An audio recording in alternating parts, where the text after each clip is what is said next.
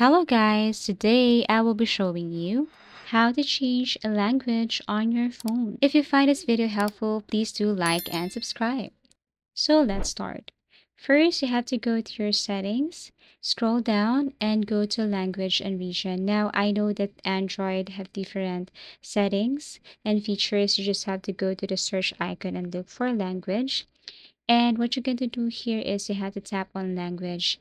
When you tap language, you will see a different language type.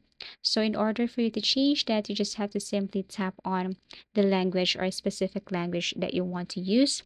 Tap change to that specific language and then wait for a couple of seconds and here it is. Now, if you want to change this one again, just tap on the language and then select that specific language again that you want to use. And if you want to restore that to its original language, then you just have to do the same thing. Just tap on language and then look for that specific language or the original language. So again, like what I have mentioned, if you can't find language on your Android, just go to the search icon and then look for language. And it will take you directly to your language settings where you can switch and change your language here. So basically, that's how easy it is to change language on your phone.